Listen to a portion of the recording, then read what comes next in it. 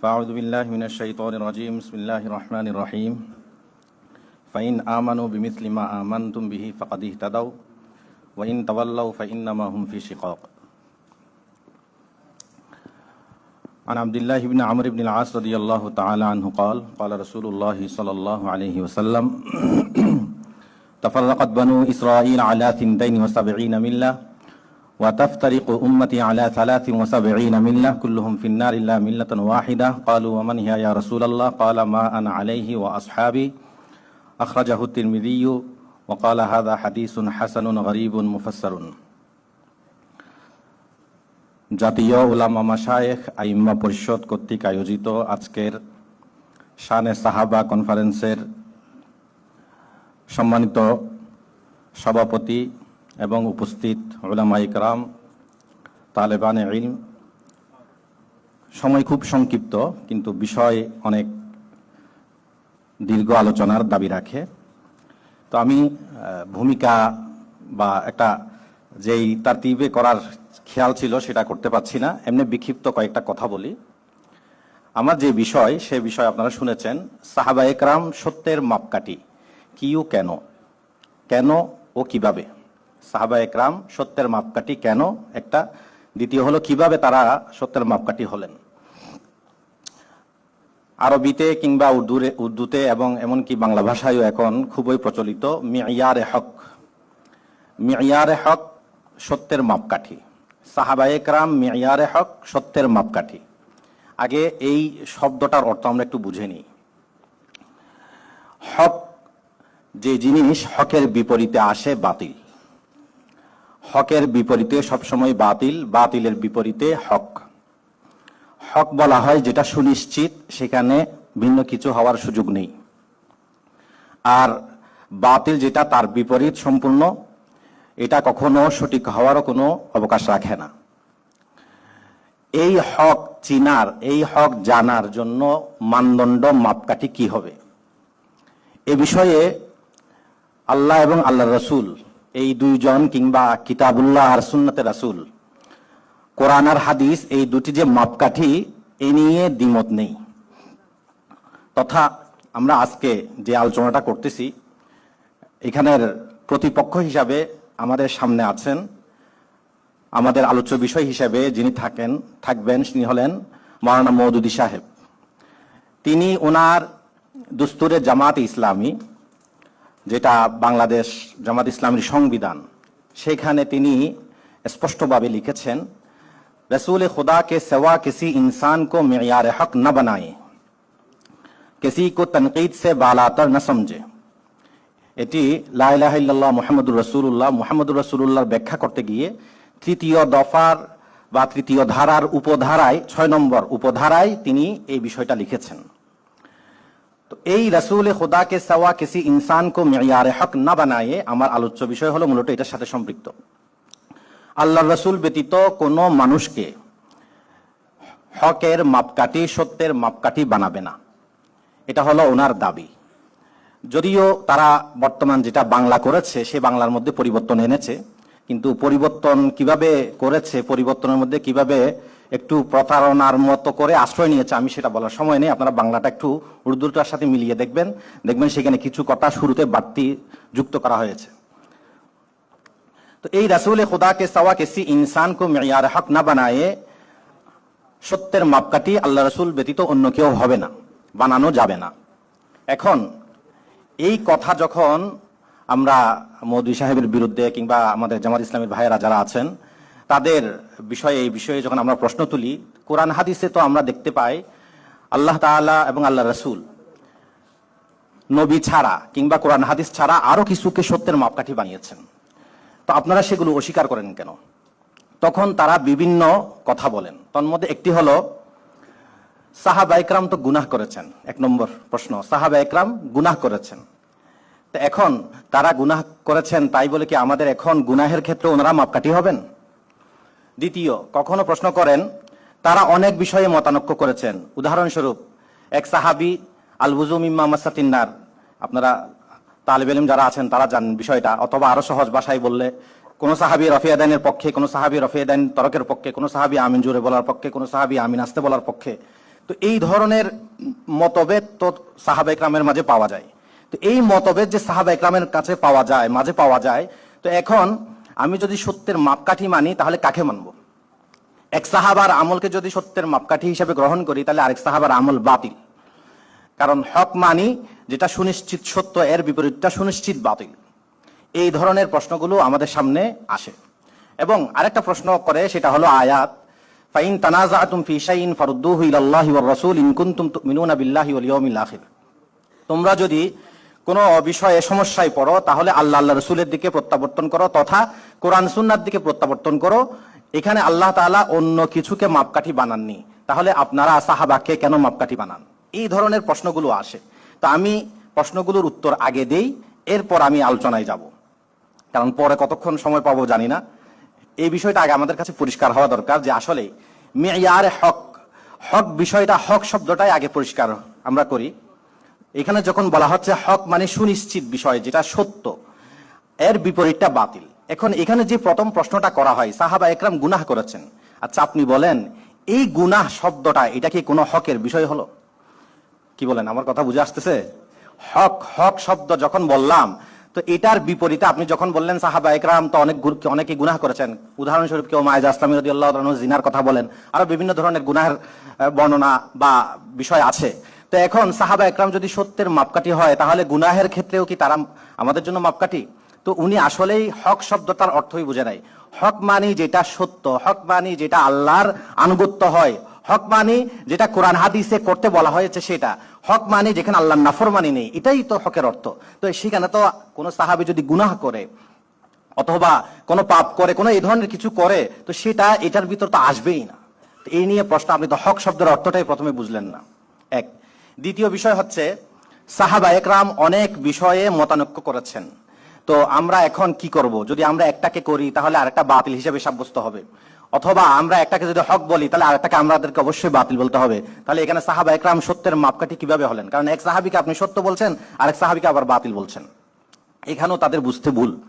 হক শব্দ এক জিনিস, সওয়াব শব্দ আরেক জিনিস। হকের বিপরীতে আসে হলো বাতিল, সওয়াবের বিপরীতে আসে হলো খতা। তো আমি এই কথাটা একটু লম্বা করে বলি, তাহলে বিষয়টা বোঝা সহজ হবে। ফতোয়ায়ে শামীর মুকদ্দমা, ইবনে আবিদিন শামী রহমতুল্লাহ আলাইহি এই বিষয়টা আলোচনা করেছেন। ইবনে নুজাই মিসরি রহমতুল্লাহ আলাইহি ওনার আল আসবাউ নাজায়েরে এই আলোচনা এনেছেন। এটার মূল যে বক্তব্য সেটা হলো ইমাম আবুল বারাকাত নাসাফি রহমতুল্লাহ আলাইহির, যিনি 710 হিজরিতে ইন্তিকাল করেছেন। ওনার একটা কিতাব আছে আল মুসাফফা, এখনো ছাপেনি।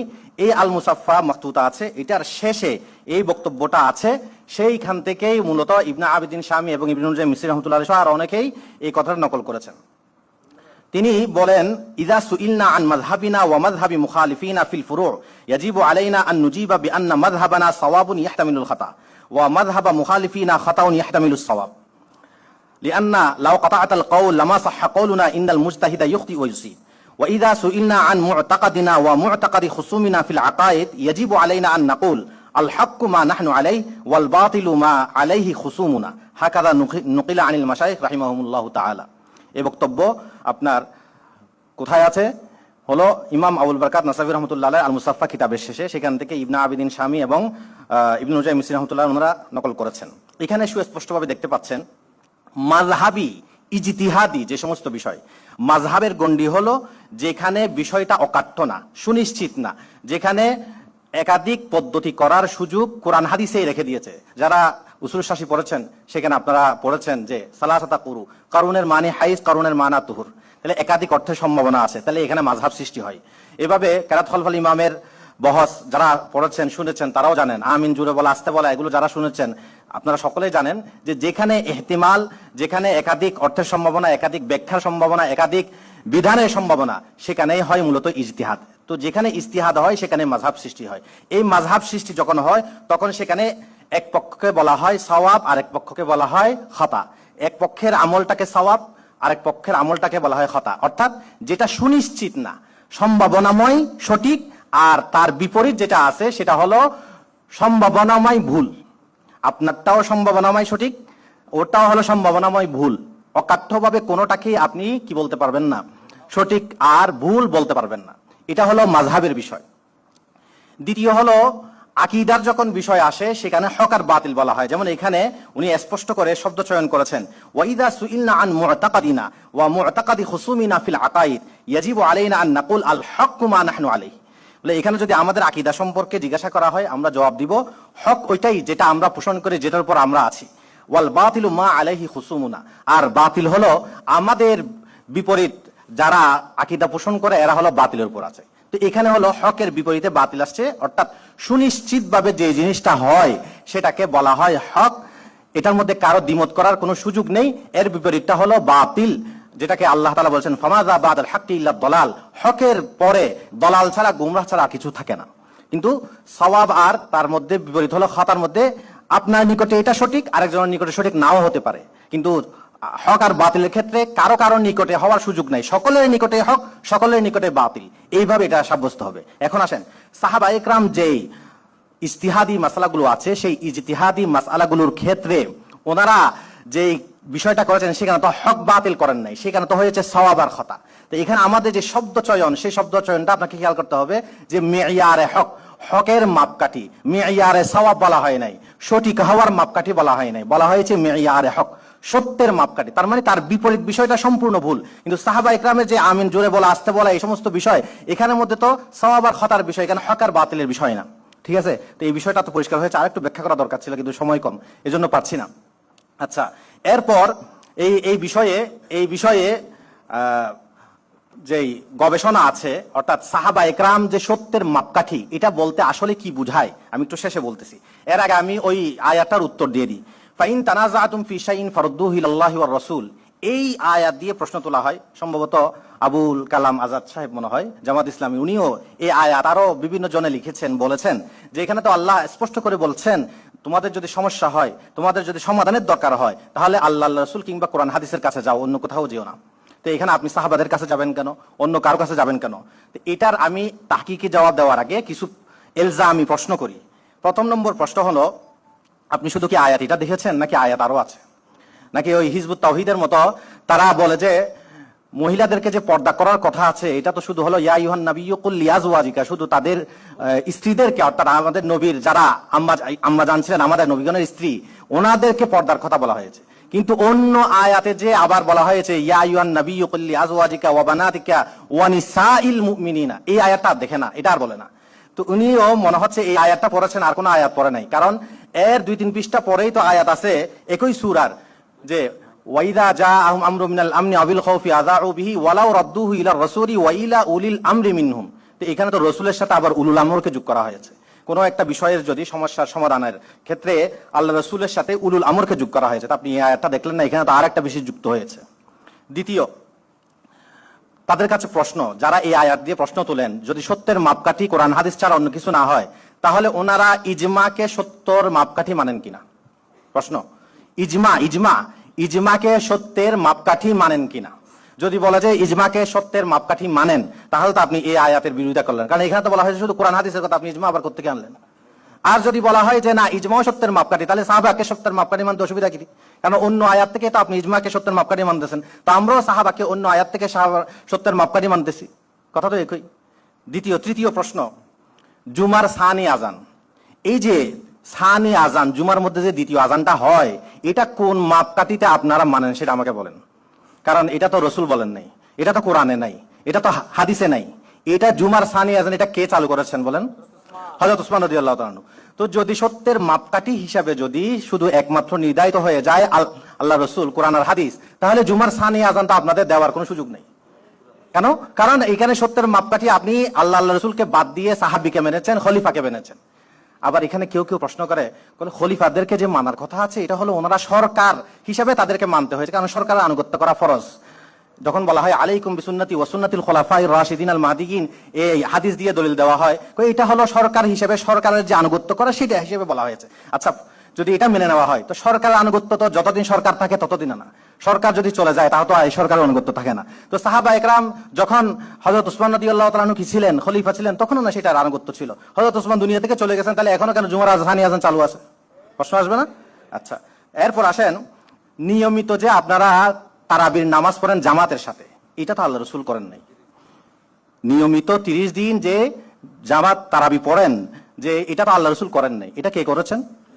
হযরত ওমর রাদিয়াল্লাহু তাআলার যুগে দুটি কাজ হয়েছে সুনির্দিষ্টভাবে।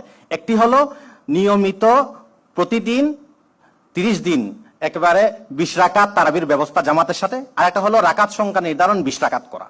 যদি ওই মারফু হাদিসটাকে যদি গায়রে সহি মনে করি, তাহলে নিয়মিত জামাতের সাথে তারাবির ব্যবস্থা, দ্বিতীয় হলো 20 রাকাত তারাবির ব্যবস্থা। তো এখানে আপনি সাহাবাকে যদি সত্যের মাপকাঠি না মানেন তাহলে তো হবে না। ঠিক আছে, আমি আরো উদাহরণ দিতে পারবো, যে সময় কম এজন্য দিতে পারছি না। আরেকটা উদাহরণ দিই। এই যে আমাদের হানাফি মাযহাবে, এটা হানাফি মাযহাবে না, ইবনে আব্দুল বার রাহিমাহুল্লাহ আল ইস্তিসকার লিখেছেন এবং ইমাম নবী রাহমাতুল্লাহি আলাইহি শরহ মুসলিমে লিখেছেন যে দাড়ি সম্পর্কে মোট 4-5টি বর্ণনা পাওয়া যায়। ওয়াফিরু, আউফু, আরখু, আরজু, আফু, এই ধরনের 5-6টা বক্তব্য পাওয়া যায়।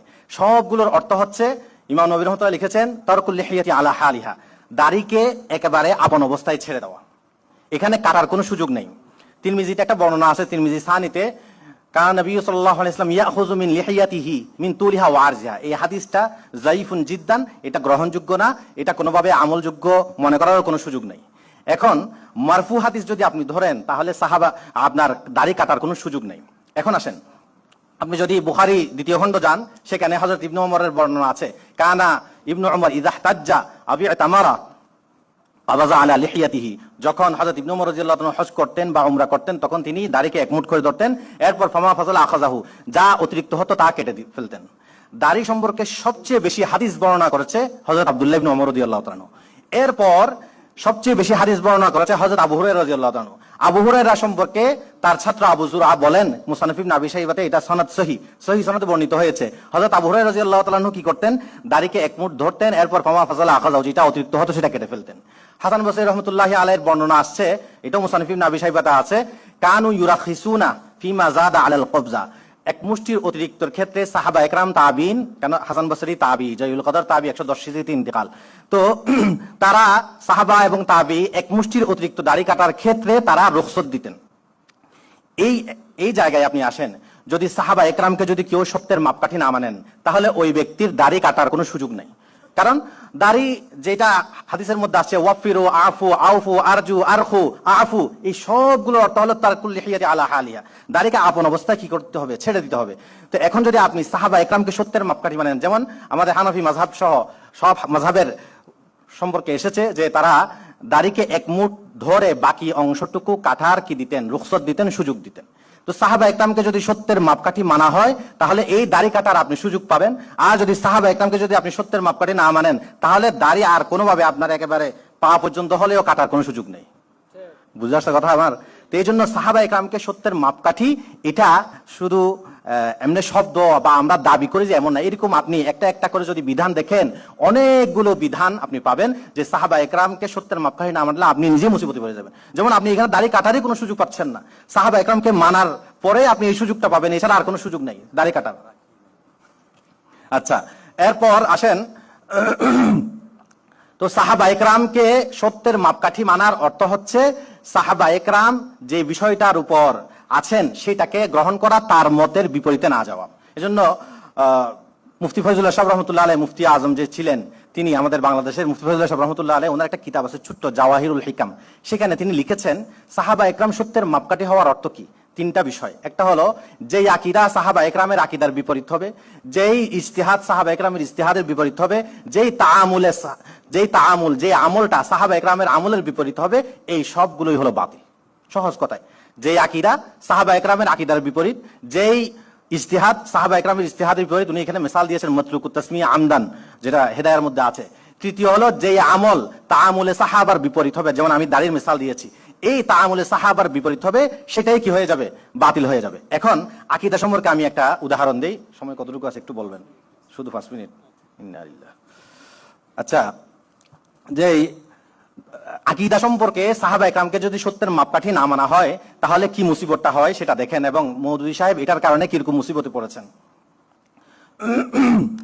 আহলুস সুন্নাহ ওয়াল জামার আকীদা, সাহাবা একরামের আকীদা, আহলুস সুন্নাহ ওয়াল জামার আকীদা হলো নবীগণ তারা যে রিসালাত, তাবলীগ, আল্লাহর পক্ষ থেকে যে দায়িত্ব, রিসালাতের দায়িত্ব, তাবলীগের যে দায়িত্ব, তারা মাসুমুনা ফিমা ইউবাল্লিগুনাহু আন আমরিল্লাহ, আল্লাহর পক্ষ থেকে যা আদেশ এসেছে এগুলো তাবলীগ করার ক্ষেত্রে ওনারা মাসুম। এই বিষয়ে আহলুস সুন্নাহ ওয়াল জামার একমত এবং সাহাবা একরামও একমত। দলিল হলো আপনি বুখারী মুসলিম সহ প্রায় হাদিসের কিতাবে আছে, বিদায় হজের ভাষণে রাসূলুল্লাহ সাল্লাল্লাহু আলাইহি ওয়াসাল্লাম সাহাবা একরামকে জিজ্ঞাসা করেছেন এক পর্যায়ে গিয়ে, আলা হাল বাল্লাগতু, সাহাবা একরাম কি বলেছেন? ক্বালু নাম। ঠিক আছে, আমরা সাহাবা একরাম সবাই বলতেছে যে আমরা ক্বালু নাম, আমরা কি সবাই বলতেছি যে হ্যাঁ। তখন আল্লাহ রাসূল বললেন আল্লাহুম্মা শাহাদ, আল্লাহুম্মা শাহাদ, আল্লাহুম্মা শাহাদ, এইভাবে 3 বার বলেছেন। তো এখানে সাহাবা একরাম নিজেরাই সাক্ষী দিচ্ছেন যে রাসূলুল্লাহ সাল্লাল্লাহু আলাইহি ওয়াসাল্লাম ওনার যে দায়িত্ব ছিল সেই দায়িত্বটা নবুয়তের দায়িত্ব, ব্যক্তিগত জীবনের কাজ না, নবুয়তের দায়িত্ব। নবুয়তের দায়িত্ব আমি এখানে একটু বিষয় স্পষ্ট করি, সেটা হলো নবীগণ মাসুম, এটার একটা ব্যাখ্যা আছে। একটা হলো আমরা ব্যাপকভাবে বলি নবীগণ মাসুম, তো এটার সহজভাবে যদি বুঝতে চান তাহলে 4 বিষয়ে ওনারা ঐক্যমত্যভাবে মাসুম। 1 নম্বর হলো নবীগণ জন্মলগ্ন থেকে কুফর শিরিক থেকে ওনারা মাসুম।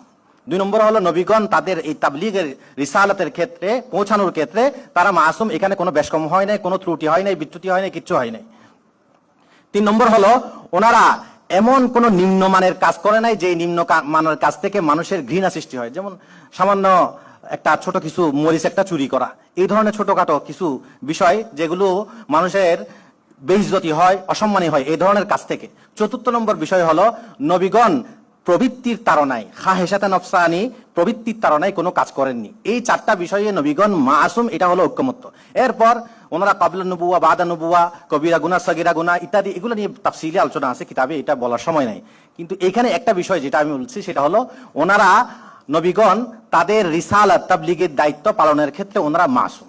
এটা হলো সর্বসম্মত বিষয় সাহাবা একরামের। আমরা এখানে বিষয় থেকে আমরা বুঝতে পারলাম সাহাবা একরাম নিজেরাই বলছেন ক্বালু নাম, সাক্ষ্য দিয়েছেন। ঠিক আছে, এখন দেখেন মওদুদী সাহেবের এই কিতাব কোরআন কি 4 বুনিয়াদি ইস্তিলাহি, ঠিক আছে, ইলাহ, রব, ইবাদত, দ্বীন, এই সম্পর্কে এটা হলো 4 নম্বর 1988 সনের ছাপা। তো এই কিতাবের সর্বশেষ 2 লাইন আমি আপনাদেরকে পড়ে শোনাচ্ছি। সর্বশেষ 2 লাইন যেটা সূরা নাসর ফাসাব্বিহ বিহামদি রাব্বিকা ওয়াস্তাগফির, এইটার ব্যাখ্যা হিসাবে তিনি বলেন যে और उस जात से दरखास्त करो कि मालिक इस 23 साल के ज़माने खिदमत में अपने फराइज अदा करने में जो खामियां और कोताहियां मुझसे सरजद हो गई हो उन्हें माफ फरमा दे। नाउजुबिल्लाह। এখানে দেখেন স্পষ্ট করে বলতেছে যে এটার বাংলা অনুবাদ ওনারা করেছেন কোরআনকে 4 বুনিয়াদি, কোরআনের 4টি মৌলিক পরিভাষা। সেখানে কি করছে দেখেন, আমি আপনাদেরকে পড়ে শোনাই, ওনাদের অনুবাদটাই আমার না। এবং তার দরবারে আবেদন করো প্রভু পরওয়ারদেগার দীর্ঘ 23 বছরের এই খেদমতকালে নিজ দায়িত্বসমূহ আদায় করার ক্ষেত্রে আমার দ্বারা যে সকল ত্রুটি বিচ্যুতি হয়ে গেছে তা ক্ষমা করে দাও। এখানে ওনারা যে বাংলা অনুবাদ প্রকাশ করেছেন সেখানে নিজ দায়িত্বসমূহ আদায় করার ক্ষেত্রে এই লাইনটুকু বাদ দিয়ে দিয়েছেন। নিজ দায়িত্বসমূহ আদায় করার ক্ষেত্রে এই লাইনটুকু বাদ দিয়ে দিচ্ছেন, কারণ এটাই হলো মহল্লে ইস্তেশাদ, এটা হলো মহল্লে নেজা, এটাই হলো আমাদের আলোচ্য বিষয়। সেটা হলো দায়িত্ব আদায় করা তথা নবুয়তের যে দায়িত্ব আল্লাহর পক্ষ থেকে রাসূলকে দিয়েছেন সেটা আদায় করার ক্ষেত্রে কোনো ত্রুটি হয়েছে কিনা। আমাদের কথা সাহাবা একরামের সাক্ষী, আহলুস সুন্নাহ ওয়াল জামাআর আকীদা সর্বসম্মত, সেটার মধ্যে কোনো ত্রুটি হয় নাই, কোনো ধরনের ভুল হওয়ার কোনো আশঙ্কাই নেই। কিন্তু এই মওদুদী সাহেব উনি এখানেও এরকম করেছেন, তাফহিমুল কোরআনেও তিনি একই কথা লিখেছেন কাছাকাছি, আপনি রব সে दुआ मांगो कि जो खिदमत उसने तुम्हारे सुपर्द की थी उसको अंजाम देने में तुमसे जो भूल चूक या कोताही भी हुई उससे चश्म पोशी और दरगुजर फरमाए। এটাও তাফহিমুল কোরআনে তিনি লিখেছেন।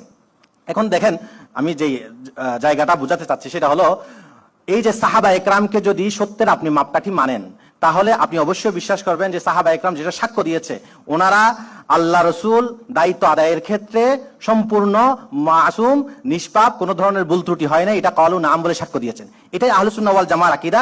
কিন্তু মওদুদী সাহেবের যে ভাষ্য ওনার কোরআন কি 4 বুনিয়াদি ইস্তিলাহি এটাতেও এবং তাফহিমুল কোরআনেও সেখান থেকে বোঝা যাচ্ছে যে না, দায়িত্ব আদায়ের ক্ষেত্রে নবুয়তি দায়িত্ব পালনের ক্ষেত্রে কিছুটা সমস্যা হয়ে গিয়েছে, ত্রুটি বিচ্যুতি হয়ে গিয়েছে। আচ্ছা, এখন আমি একটা শেষ সময় একটা খুব জরুরি তথ্য আপনাদেরকে দিই, সেটা হলো তাফসিরে তাবারি চিনেন? ইমাম ইবনে জারির তাবারি রহমতুল্লাহি আলাইহি 310 হিজরিতে ইন্তেকাল করেছেন। ওনার জামিউল বায়ান, এই তাফসিরে তাবারি, এটার বাংলা অনুবাদ হয়েছে ইসলামিক ফাউন্ডেশন থেকে। সেই ইসলামিক ফাউন্ডেশনের অনুবাদে এক ভাই আমাকে একদিন পাঠিয়েছেন, বলতেছেন আপনারা যে মওদুদির বিরোধিতা করেন, অথচ যে কথা মওদুদি সাহেব বলেছেন সেই কথা তো ইমাম ইবনে জারির তাবরি রহমতুল্লাহ আলাইহি বলেছেন। কোথায়? তাফসিরে তাবরিতে বলেছেন। কি বলেছেন? তখন আমি দেখলাম যে তাফসিরে তাবরিতে কি লেখা আছে, সেখানে লেখা রয়েছে তার নিকট এই দোয়া, বাংলা অনুবাদ, সেখানে লেখা আছে তার নিকট এই দোয়া করো যে তোমার প্রতি নবুয়তের কাজের যে গুরু দায়িত্ব দেওয়া হয়েছিল তা সম্পন্ন করার ব্যাপারে যে ভুল ত্রুটি হয়েছে তা যেন তিনি ক্ষমা করে দেন। কোথায় আছে? তাফসিরে তাবারিতে আছে, যেটা বাংলা। আমি পিডিএফ থেকে দেখেছি, অনেক আগের ছাপা, সেখানে এইভাবেই লেখা আছে। আমার কাছে স্ক্রিনশটও আছে, মূল পুরা পিডিএফটাও আছে। এখন আমার মাথায় তো আঘাত পড়লো যে যেই কথা কারো বক্তব্যে পেলাম না, সেটা মওদুদি সাহেব বলবে, আবার মওদুদি সাহেবের এই কথার উৎস তাফসিরে তাবারিতে থাকবে, এটা তো অসম্ভব ব্যাপার। তাহলে তাফসিরে তাবারির মূলটা দেখি। মূল গিয়ে দেখলাম যে আরবিতে 4টা নুসখা আমি দেখেছি, মুখতাসার সহ 4টা প্রকাশনী, 4টা মুহাক্কাকা নুসখা, এগুলো আমি দেখেছি। 4টার মধ্যে আমি শুধু শব্দ পেয়েছি এখানে ওয়াসালহু আন ইয়াগফিরা দুনুবাক, এতটুকু শব্দ, ওয়াসালহু আন ইয়াগফিরা দুনুবাক, মাত্র এই 2-3টা শব্দ আছে। এই 2-3টা শব্দের অনুবাদ করেছে তার নিকট এই দোয়া করো যে তোমার প্রতি নবুয়তের কাজের যে গুরু দায়িত্ব দেওয়া হয়েছিল তা সম্পন্ন করার ব্যাপারে যে ভুল ত্রুটি হয়েছে তা যেন তিনি ক্ষমা করে দেন। আচ্ছা, আপনারা বলেন ওয়াসালহু আন ইয়াগফিরা দুনুবাকের এই যে বিশাল অর্থ, এই অর্থ উনি কোত্থেকে নিয়েছেন? নিশ্চয়ই মওদুদি সাহেবের এই বক্তব্য থেকে উনি নিয়েছেন। আর নাহলে এই ধরনের অনুবাদ, এবং এখানে যে সম্পাদক অনুবাদকের নাম দেখলাম ঢাকা বিশ্ববিদ্যালয়ের আরব বিভাগের সাবেক প্রধান অধ্যাপক ডক্টর আফম আবু বকর সিদ্দিক, আর সম্পাদক হলেন ফরিদউদ্দিন আত্তার।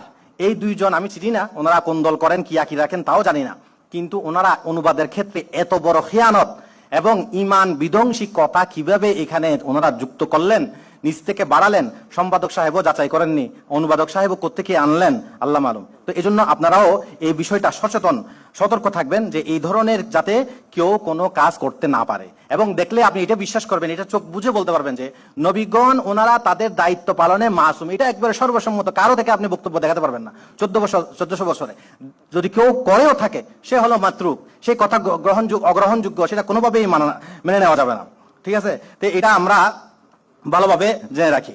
এরপর সর্বশেষ কথা, যেহেতু সময় নেই এজন্য বিস্তারিত বলতে পারতেছি না, সর্বশেষ কথা হচ্ছে আমাদের জামাত ইসলামীর ভাইয়েরা ওনারা অনেক একটু গর্ব করে বলেন যে মওদুদি সাহেবের বিষয় নিয়ে আরব বিশ্বে অনেক কাজ হয়েছে এবং আরব বিশ্বে অনেক জায়গায় এটার পিএইচডি চলছে, আরব বিশ্বের অনেক জায়গায় এটার নিসাব সিলেবাসে আছে, নানান বিভিন্ন কথাগুলো বলেন। ঠিক আছে, হতে পারে বা থাকতেও পারে, এটা অসম্ভব কিছু না। আমি এরকম একটা কাজের কথা আপনাদেরকে শুনাই। তাফসীর ও তাফহিমিল কোরআন ওয়া মানহাজুল মওদুদি ফিহি, মুহাম্মদ মতিউল ইসলাম ইবনে আলী আহমদ, যিনি জামিয়াতুল ইমাম মুহাম্মদ বিন সাউদ আল ইসলামিয়া, এই ভার্সিটি থেকে তিনি মাস্টার ডিগ্রির যেই থিসিস করে, সেই থিসিস উনি 1416 হিজরিতে কি করেছেন? এই থিসিসটা করেছেন যে তাফসীর ও তাফহিমিল কোরআন ওয়া মানহাজুল মওদুদি ফিহি মুহাম্মদ মতিউল ইসলাম বিন আলী আহমদ।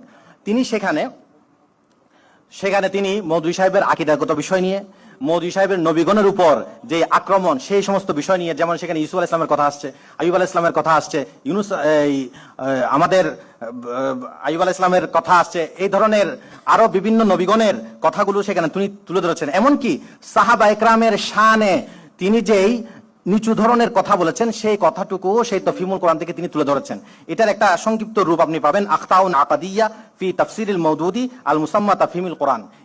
এটা আর্টিকেল আছে আরবিতে, সেখানে আপনি দেখতে পাবেন যে এখানে মওদুদি সাহেবের অনেকগুলো বিষয় আরবিতে উল্লেখ করা হয়েছে। কথা অনেক ছিল কিন্তু বলার সুযোগ নেই। ধন্যবাদ জানাই যে আমাদেরকে এই সকল বিষয় নিয়ে কিছুটা জানার সুযোগ করে দেওয়ার জন্য।